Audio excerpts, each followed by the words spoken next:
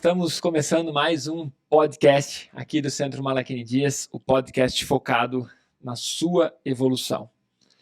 E hoje o tema do podcast é um livro. Então já desde a terceira temporada, nós trazemos, desde a segunda temporada, a cada tantos episódios nós escolhemos um livro, e o livro de hoje é o livro Sapiens, uma breve história da humanidade.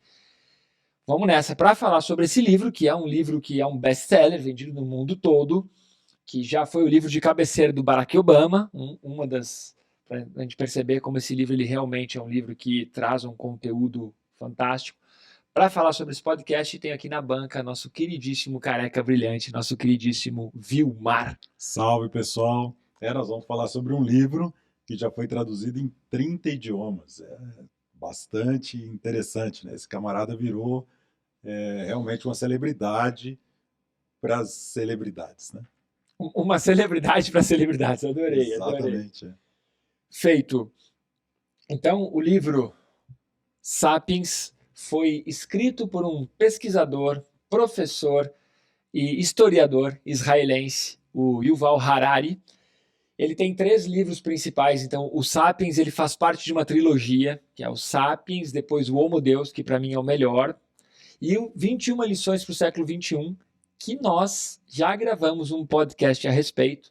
Volte lá nos nossos podcasts para que você possa escutar ou assistir pelo canal do YouTube. Então já fica a dica aqui. Primeira coisa, nosso podcast está nas principais plataformas de áudio e estamos no YouTube, tanto no canal do Centro Malaquini Dias quanto no canal do Vilmar Duarte. Então, clica lá, assina, ativa o sininho para você ficar recebendo os conteúdos do Vilmar semanalmente e os conteúdos aqui do Malaquini. Não é isso, Vilmes? É isso aí. E além disso, aguarde que em algum momento lá na frente nós vamos trazer o Homo Deus, que aí é o livro que eu também mais gostei dele. Porque daí nós vamos ter falado sobre a teologia. Exatamente. Claro que o Harari tem outros 2 livros, o Vilmar até estava me lembrando disso, um deles eu li, que é o Notas sobre a Pandemia, que na verdade é um livro que é uma compilação dos artigos que ele foi publicando durante toda essa loucura que a gente viveu, e ele tem um outro agora que é Como Viver Depois dessa Loucura do Coronavírus, eu ainda não li. Mas para mim, Sapiens, ele foi uma leitura que abriu os antolhos, que expandiu a consciência de uma forma muito interessante com relação a pontos que nós vamos falar hoje. O que é uma narrativa? Ele coloca que as narrativas são, todo o diferencial da espécie humana está principalmente nas narrativas, as crenças, e o Vilmar trouxe umas anotações muito legais aqui que ele já me disse sobre os 4 principais pontos do livro. Fala aí, Vilmes. Ele divide o livro em 4 partes, né? A revolução cognitiva, que é o que transforma, o que diferencia propriamente dito o homem do animal. Ele fala também depois a revolução agrícola, é uma outra separação interessante. A revolução agrícola foi o que transformou o homem no ser mais preguiçoso do planeta.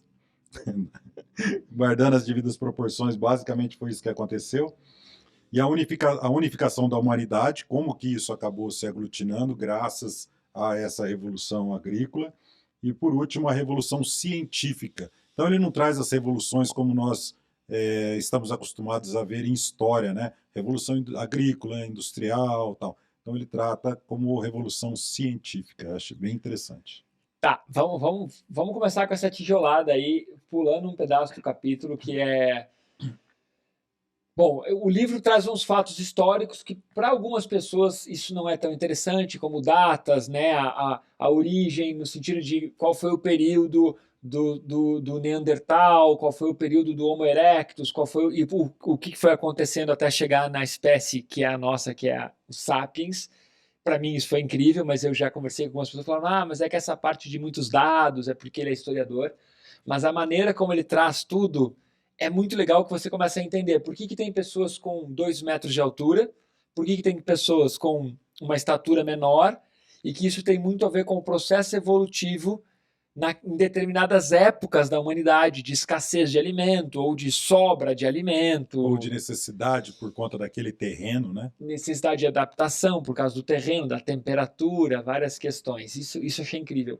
Mas você colocou algo que quando eu li eu também achei bacana, que foi o seguinte, que a Revolução Agrícola é uma das principais revoluções no que diz respeito a tornar o homem preguiçoso. Fala aí. É bastante interessante e óbvio, né? Antes o homem ele precisava, a espécie humana, né? Precisava se adaptar ao local onde ele estava, era nômade e um coletor, caçador, depois acabou se tornando caçador, enfim. Mas basicamente quando era um coletor ele vivia nas cavernas, ele vivia fazendo abrigos de forma improvisada. E com a agricultura ele precisava ficar no local, né, e cuidar da agricultura. E com isso ele tinha alimento de sobra, começou a ter alimentos que ele não conseguiria consumir sozinho. Obviamente trazia a possibilidade de fazer escambo, isso aí foi a questão da evolução. Mas a agricultura propriamente dita, ela transforma o homem naquele ser que tinha, que a gente foi concebido para ser com o biotipo que nós temos, para algo que a gente está se adaptando ainda, a gente não sabe. Por isso que as pessoas engordam bastante, tá tudo ali, é só estender o braço e pegar, né? Então, esse ponto, por que eu coloquei que esse ponto para mim também foi um pouco, claro, parece óbvio, né? Mas o óbvio precisa ser dito, e aí depois que você leu, e depois que várias pessoas já gravaram conteúdo sobre isso, você fala, eu também sabia. Bom, mas enfim, o fato de considerarmos assim, esse é o meu animal de estimação, meu pet de estimação, porque eu domestiquei, nós domesticamos os cachorros, estamos domesticando gatos como nunca na vida, e aí estamos domesticando vários animais, vários pets, né? E ele coloca isso na questão da agricultura, que domos, do latim, significa, domo, né, de domesticar, é a casa, né, é o lugar que você fica. E que ele coloca aqui o fato de nós começarmos a ter trigo, plantar trigo, e esperar o trigo, você teve que ficar cuidando da semente, da rega, das pragas, do vento, do sol, do calor, então você não podia ir longe, você tinha que ficar sempre perto da plantação. Isso fez com que nós viajássemos menos atrás de coisas e ficássemos mais presos à plantação de trigo. Então ele brinca no livro que ele diz assim, nós domesticamos o trigo ou o trigo domesticou os seres humanos? E essa parte para mim é muito legal. Nós perdemos a liberdade. Exato, e eu percebo muito isso com outras questões, por exemplo, quem tem vários animais de estimação, quem tem pet, sabe que não pode viajar muito, que não pode viajar por períodos muito longos. Por quê? Porque tem que voltar, porque o animalzinho sente falta, seja os seus gatos, porque dificilmente a pessoa que tem gato tem só um, seus gatos, ou seu cachorro, ou suas plantas na sua casa, você não pode ficar muito tempo longe. Então, você que domesticou aquela planta, você que domesticou aquele gato, ou aquele gato, aquele cachorro, aquela planta que está te domesticando, porque você sempre tem que voltar para casa, para o seu domus. Então, isso para mim foi muito uma sacada muito grande. No meu caso, meu filho. Você faz um filho. É bacana pra caramba. Quem não tem essa experiência, tenha, porque isso vale a pena. Mas ter um filho também, você vai amarrando. Eu lembro de você me falando isso, né? Pô, você toma uma decisão, você amarra num toco. Depois toma outra decisão, você amarra no outro toco. Aí você faz financiamento de casa, financiamento de carro, resolve ter filho, aí você tem que pagar a escola. Aí você vai se amarrando, daqui a pouco você não consegue se mover, você não consegue fazer uma viagem, e não está errado. É uma percepção, né? É uma forma de você enxergar o mundo. As pessoas buscam muito a liberdade, mas será que elas estão fazendo tudo para ter a liberdade ou elas estão se amarrando? Então, essa sacada de que a agricultura domesticou, de que o trigo domesticou o homem, eu achei uma tijolada muito interessante. E o livro traz outros aspectos também. O quanto o ser humano, o Homo sapiens, independente de gênero, ele é um pouco malvado com a natureza ao seu redor. Vou explicar melhor, a minha percepção. O autor não diz isso, a minha percepção. Então ele conta lá nos capítulos do livro algo muito legal que quando o ser humano começou a perceber que como ele saía menos para caçar, ele estava menos nômade, e ele estava mais parado, fixo num lugar, ele também tinha que fazer o quê? Então, além da plantação, ele tinha que ter uma reserva de água. E então ele começou a represar os rios, começou já a mudar a geografia ao seu redor, já começou a mudar a natureza. E ele também percebeu que, então, ele precisaria também manter alguns animais cercados, para que ele tivesse sempre leite, lã, carne. Então ele começou a domesticar os animais também, mas novamente, ele que domesticou os animais ou os animais que domesticaram ele? Porque a partir do momento que você tem um animal trancado num cercado, significa que você vai ter que alimentar ele, porque ele não está livre para se alimentar sozinho. Então você vai ter que usar um período do seu dia para alimentar aquele animal. Então aí começou a maldade, deixar os animais presos.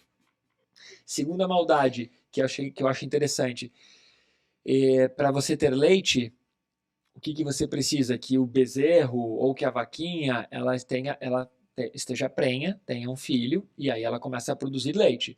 Hoje existem hormônios e coisas que você, mesmo que a vaca já tenha dado filho, ela continua dando leite muito tempo. Uma maldade de novo, né? Mas enfim, naquela época eles perceberam isso, e o que eles faziam com os bezerrinhos? Eles colocavam na boca dos bezerrinhos pedaços de ferro, mas olha a maldade na época, né? Como se fosse um arame, para que quando ele fosse mamar, machucasse a mãe e a mãe não quisesse dar o leite. Para quê? Para que o humano fosse lá tirar o leite.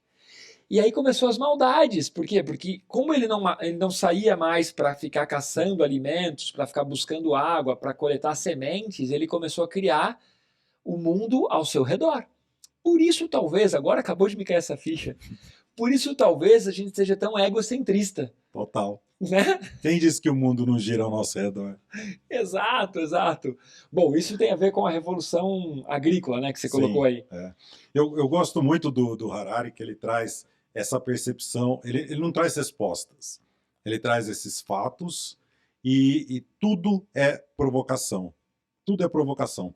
Darwin, ele já trouxe, ele comenta nesse livro que Darwin, o grande barato do Darwin foi que a gente só tinha o criacionismo antes. Aí Darwin falou assim, não, é uma evolução e nós somos animais. Quando ele disse que nós somos animais como qualquer outro animal, aí cada animal tem as suas diferenciações, classificações e afins, Darwin ele cutuca, ele arruma encrenca com essa percepção, com essa visão criacionista que tinha antes, que era basicamente religiosa. Com isso, Darwin arruma um monte de inimigos. Não é muito diferente do que o Yuval faz, porque ele também traz essa cronologia histórica desde os homens das cavernas, os homens ancestrais, o ser humano ancestral antes da nossa espécie, até chegar no Sapiens Sapiens. Mas tem um elo perdido. Ninguém, absolutamente ninguém, explica essa evolução. E ele traz alguns flertes. Ele falou possivelmente uma espécie cruzou com a outra, tal, e acabou surgindo, restando isso daqui que somos nós, né? Mas basicamente não tem uma evolução linear de milhões de anos como a gente imaginava. O Homo sapiens sapiens, desde a sua primeira aparição lá, do primeiro esqueleto que encontraram, nós temos o mesmo tamanho do crânio, o cérebro possivelmente pesava a mesma coisa, nós não crescemos, nós não evoluímos absolutamente nada em 200 mil anos. Daqui a 1000 anos, nós não vamos evoluir mais nada. É isso aqui.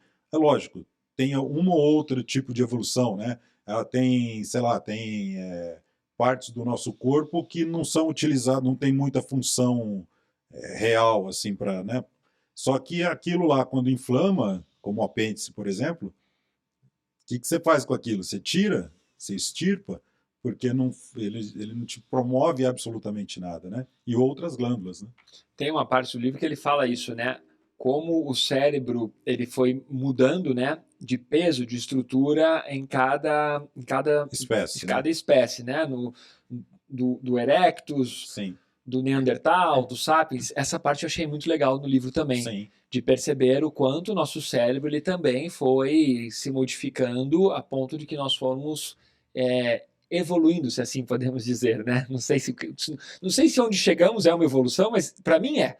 Eu vejo o mundo, esses dias eu estava conversando com uma pessoa que eu gosto muito, eu vejo o mundo de uma maneira fantástica. Eu vejo o ser humano de uma forma fantástica. Ah, mas tem muita maldade no mundo, tem muita coisa errada. Tem. Mas tem muita coisa legal também, tem muita coisa boa.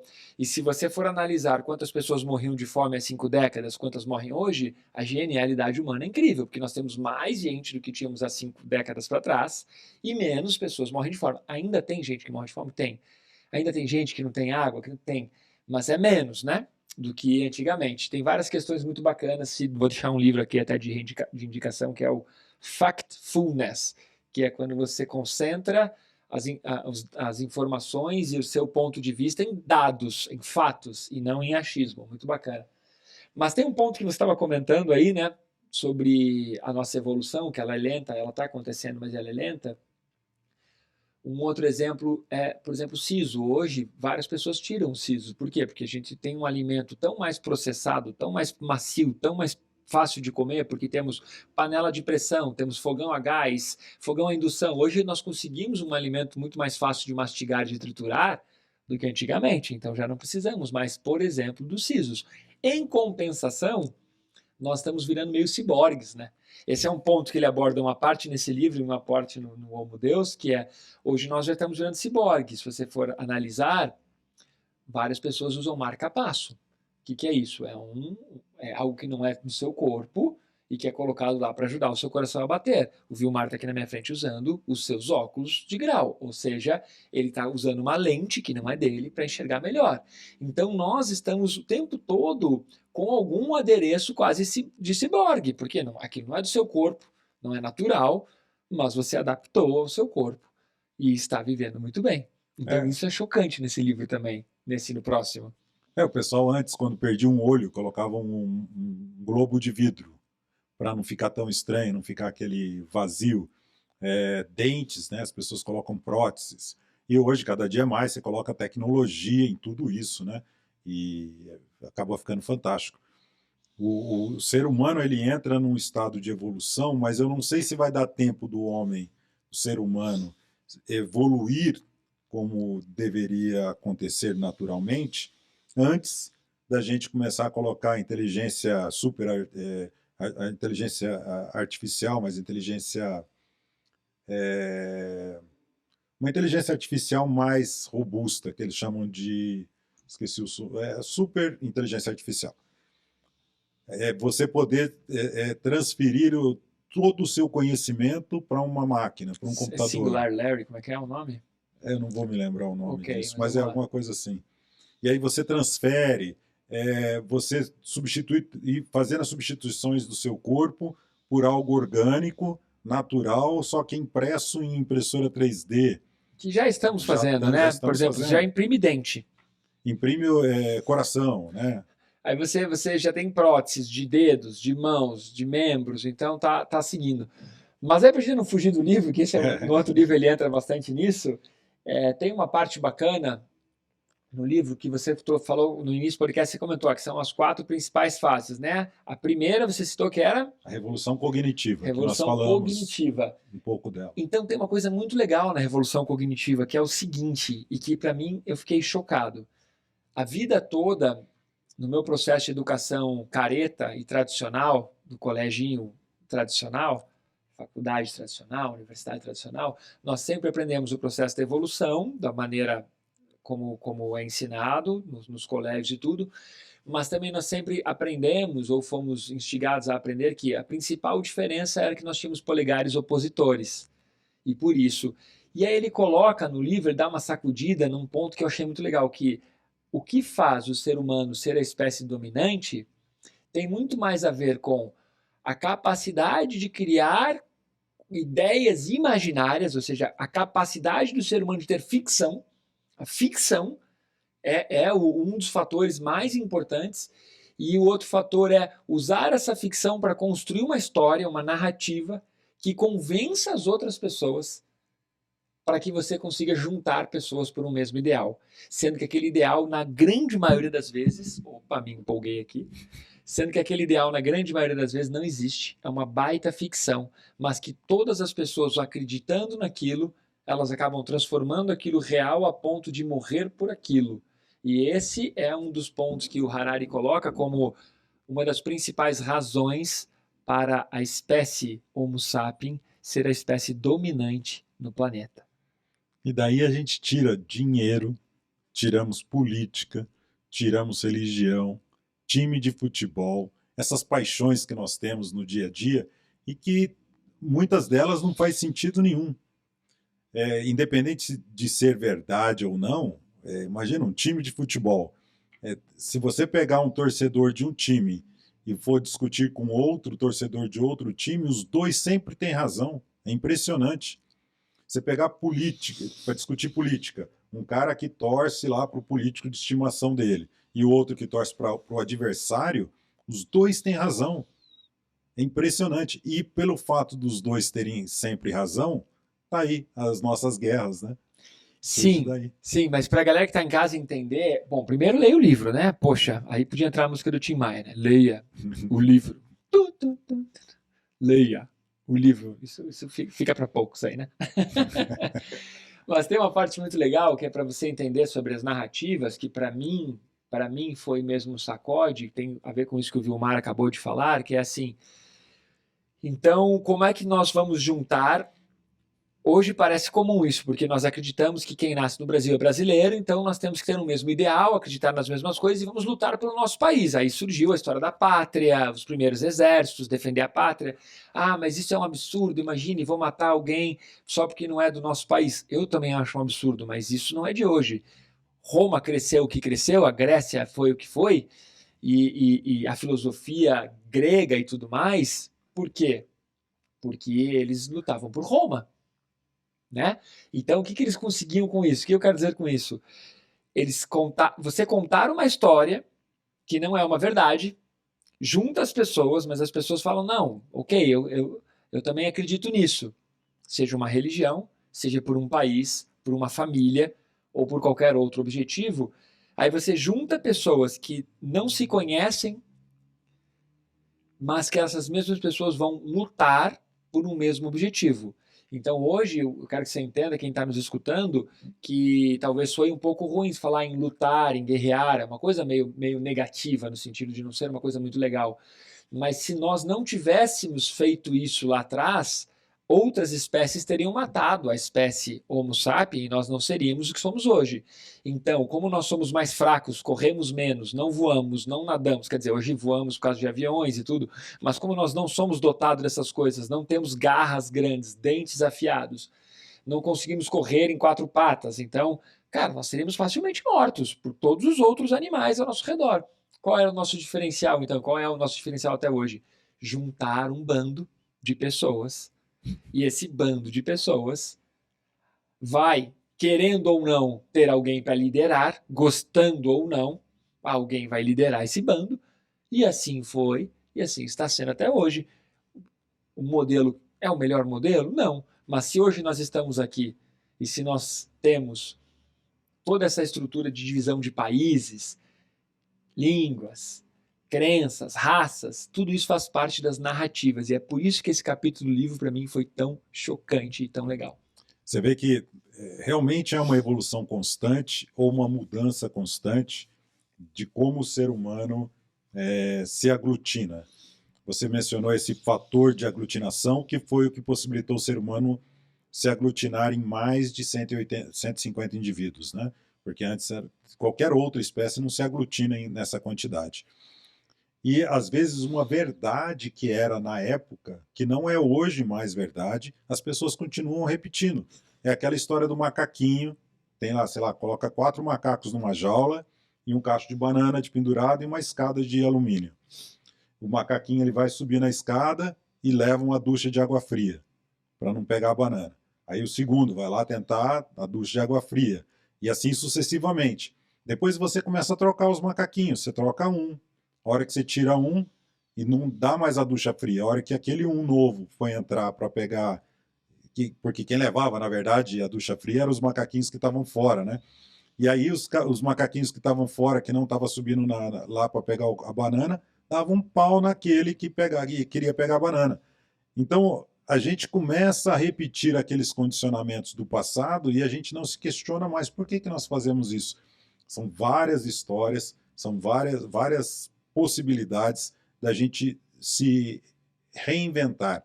E uma narrativa que você citou aí, os países tal, que está rolando à solta hoje é o tal do globalismo, que muita gente está querendo dominar o mundo todo sem aquele método antigo que é guerreando e formando impérios, né?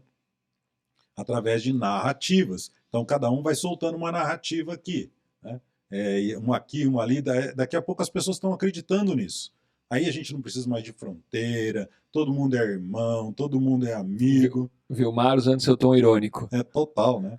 E isso, mas está acontecendo, aos pouquinhos isso está acontecendo. Boa, boa, também concordo com esse ponto de vista de que as narrativas são e estão presentes e muitas vezes nós estamos usando uma narrativa que está totalmente desatualizada, que já caiu por terra, já foi provado que não, e a gente continua usando aquela narrativa e às vezes não por falta de outra, mas simplesmente porque nós somos apegados àquela.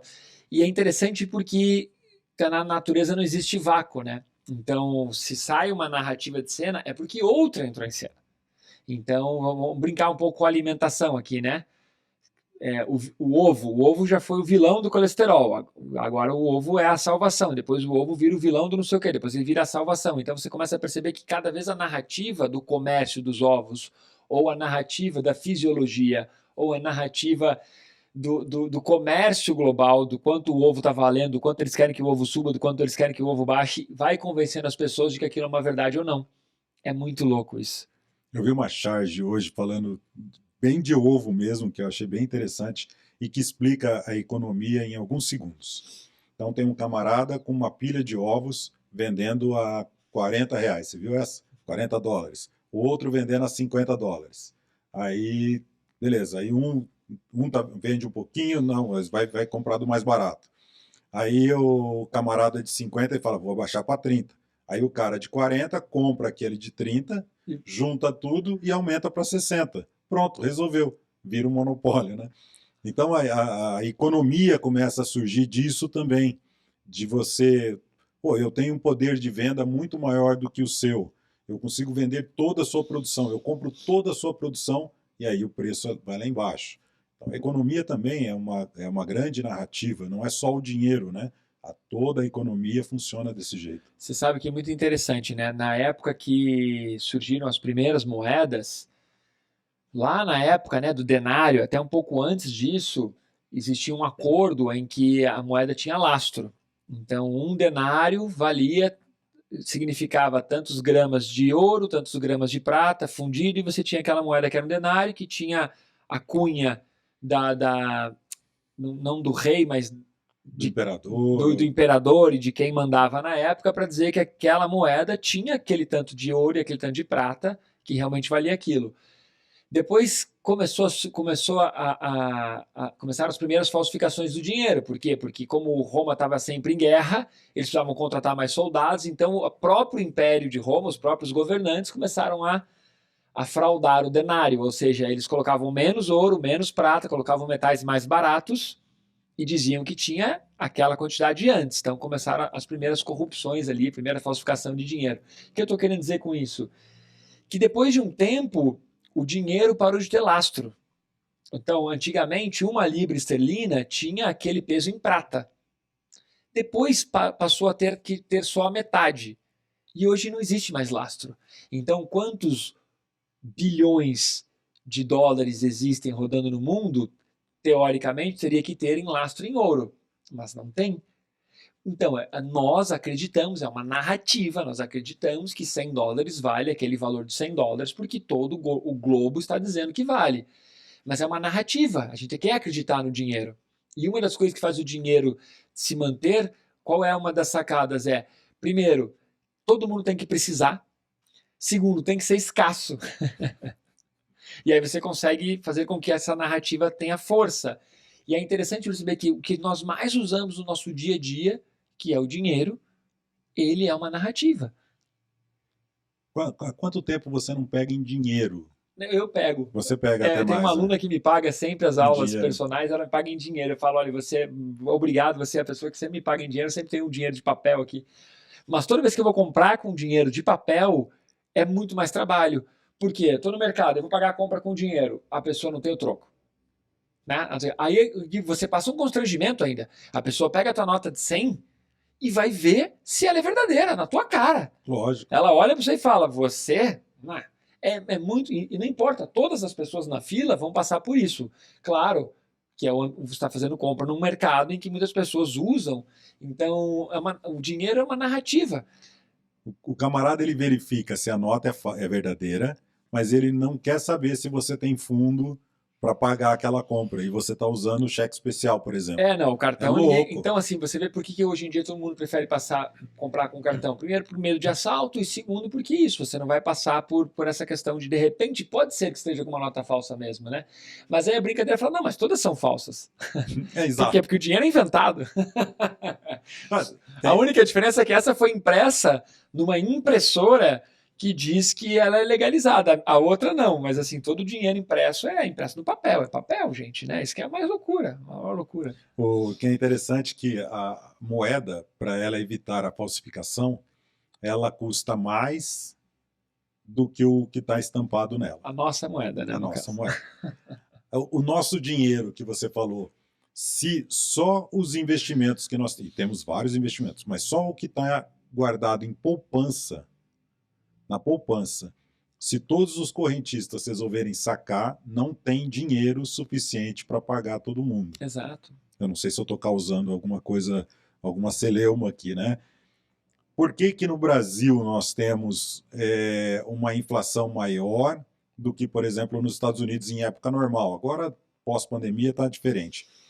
Mas por que que normalmente a inflação no Brasil, ela sempre, ou em países em desenvolvimento, elas são maiores do que em outros países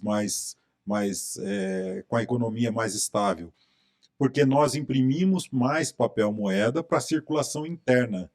Estados Unidos, se todo o dinheiro, todo o dólar que está fora dos Estados Unidos, que ele imprime muito mais alucinadamente do que a gente, se ele trouxer para dentro dos Estados Unidos, quebra. A inflação vai para a estratosfera. Toda vez que tem mais dinheiro, a lógica é a seguinte, tá?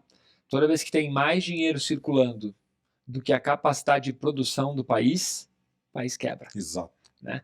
E é interessante que já existiu, e foi isso que tiveram vários crashes ao longo dos anos, né? As pessoas ficam com medo e tentam sacar todo o dinheiro e o banco não tem todo o dinheiro. Mas esse é um outro assunto, né? A gente está falando de narrativa, vamos seguir É no uma livro. grande narrativa. Vamos para o terceiro e para o último tópico para a gente encerrar com... O segundo nós falamos, que é a Revolução Agrícola, e vamos para a unificação da humanidade. Ai, será? E nós já demos uns flertes. Será? Né? Então vai, Vilmes, o que você captou desse capítulo e que você acha que é bacana e que vale comentar aqui para as pessoas irem atrás do livro e usarem esse livro como um livro de cabeceira por um período? Aqui entra também a questão... Aqui entra também a questão das narrativas, né?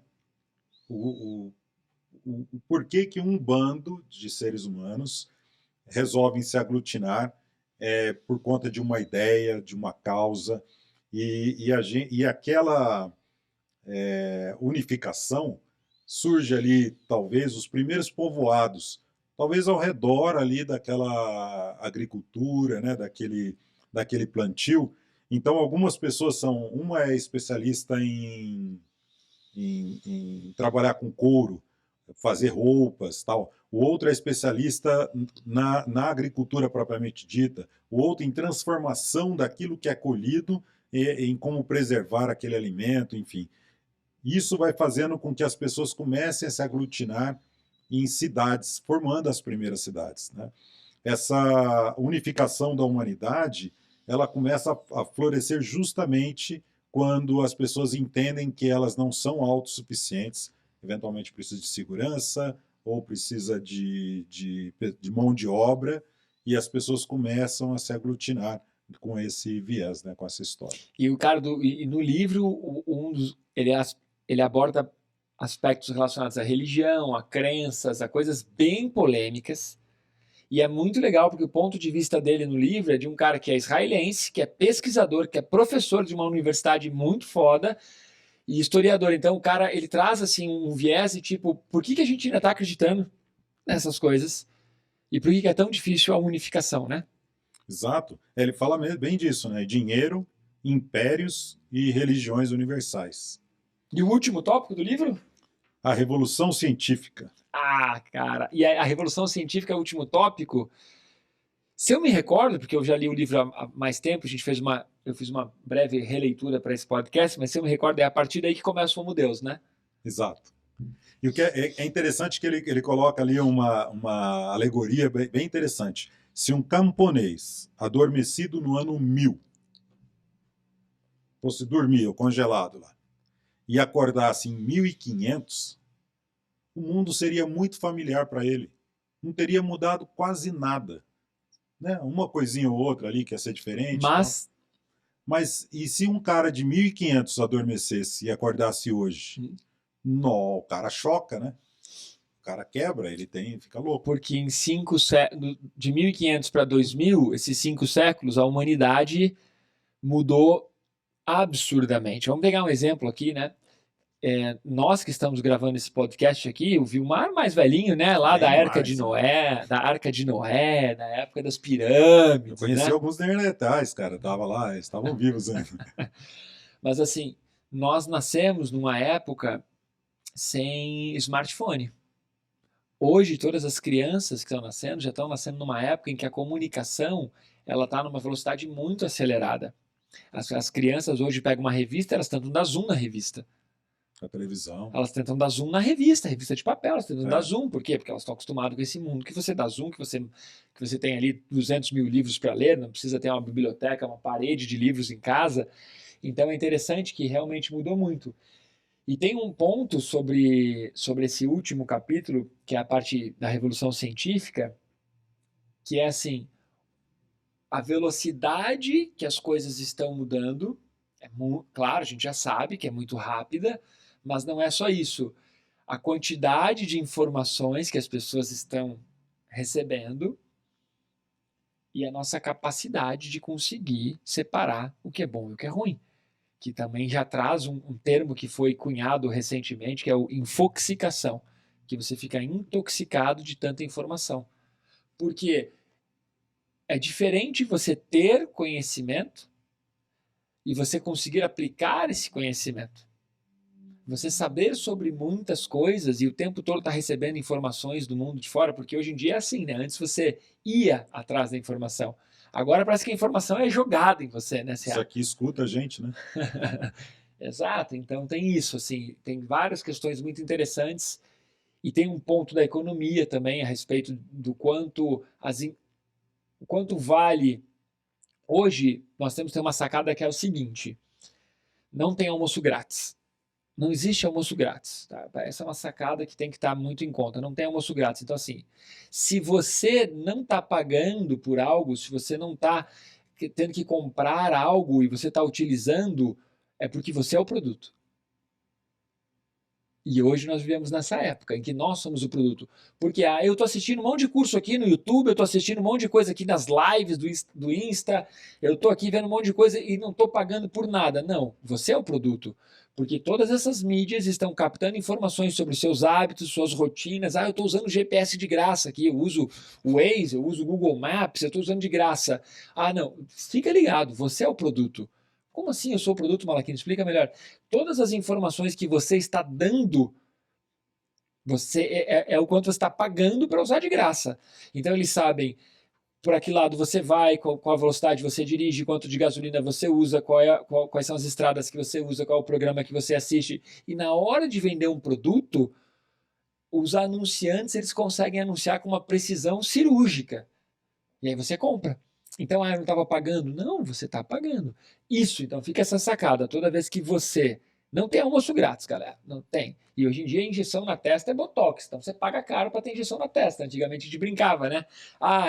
De graça até injeção na testa. Hoje em dia nem mais injeção na testa, porque as pessoas pagam muito dinheiro para tomar injeção na testa de Botox.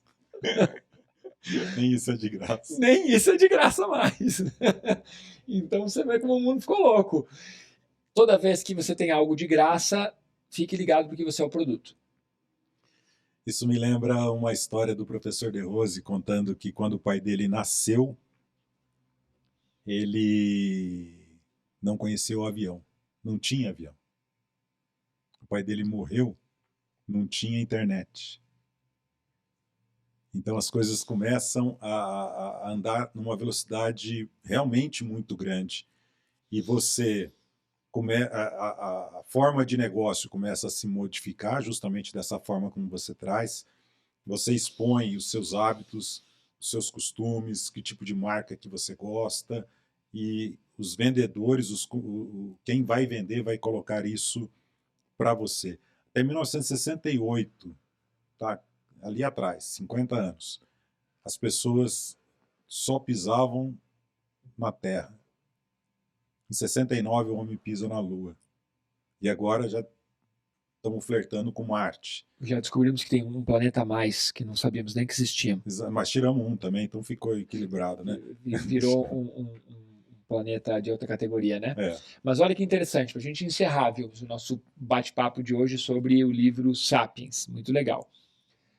Contar para vocês que o Vilmar estava aqui me pegando no meu pé, que a gente já tinha gravado, não deu certo a primeira gravação, perdemos o arquivo de áudio, não entrou junto, aí vamos regravar, estamos regravando hoje então aqui. Sobre o livro, para a gente fechar, o que para você mais impactou na leitura do livro? E uma pergunta que eu esqueci de fazer, como esse livro chegou a você? Para a gente encerrar, que está no nosso horário. Sapiens chegou por sua indicação, as usual. A grande maioria dos livros que a gente trouxe vieram por sua indicação.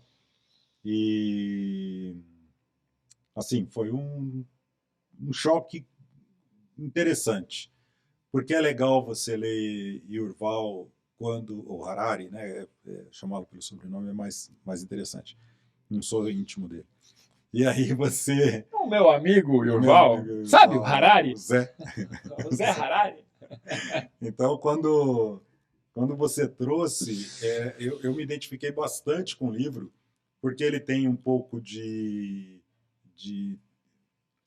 Ele é meio ácido, né? Ele faz umas críticas ao status quo, mas sem ser agressivo. E ele é questionador, simples assim. E as pessoas estão acostumadas a não questionar nada, e isso causa uma celeuma na humanidade, né? Eu gosto muito do vernáculo do Vilmar, né? Uma celeuma. Vai buscar o que é isso aí no Google, criatura. Eu acho que nem existe. Hoje eu descobri um vernáculo interessante, eu não vou falar aqui porque é de um grupo muito específico, que eu chamava os meus amigos por eventualmente, né, chamava dessa forma. Eu falei, nossa, eu não posso chamar mais disso. Viu só?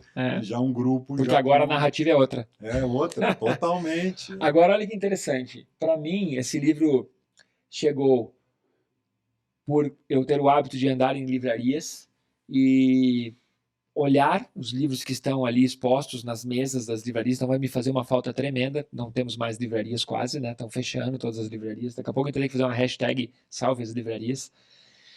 E claro, ele estava naquela exposição dos mais vendidos, best-seller e tal, e aí quando eu fui ler, para mim foi incrível, falei, cara, esse livro eu preciso indicar para os meus alunos e para as pessoas, mas o que mais pegou para mim nesse livro é que ele vai, de uma forma ácida, como o Vilmar colocou, ele coloca luz, coloca um holofote em pontos que nós aprendemos de uma outra forma na escola, e ele termina a trilogia, no 21 lições para o século XXI, dizendo que todo ser humano tinha que meditar.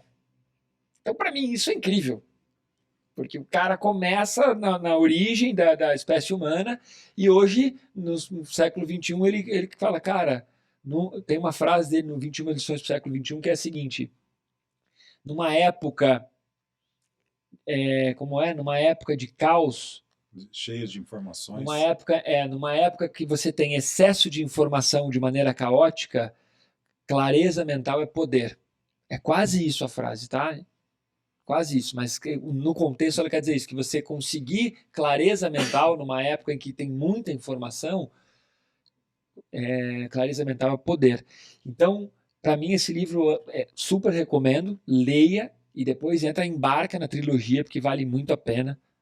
É isso. É isso. Vilmes, valeu, mais um para conta. Mais Estamos um. aí chegando perto dos 70 episódios gravados, 4ª temporada. Estamos programando um especial aí de algumas mini gravações durante um evento que vai acontecer, que é o The Rose Festival Florianópolis, um evento internacional com quase 20 anos de realização, que ficou parado nesses últimos 2 anos. E nós vamos fazer pequenos shorts, pequenas gravações com os professores, palestrantes e ministrantes do mundo que vão estar lá. Fica ligado que vai entrar como um extra especial do nosso podcast. Vilmes, obrigado. Valeu. Lembra de seguir nosso canal no YouTube, tanto o canal Malachini Dias quanto o canal Vilmar Duarte. Assina, ativa o sininho e fique ligado nas plataformas de áudio, tá? Porque o nosso podcast também está em formato de áudio nos principais streams de áudio. É isso. Valeu.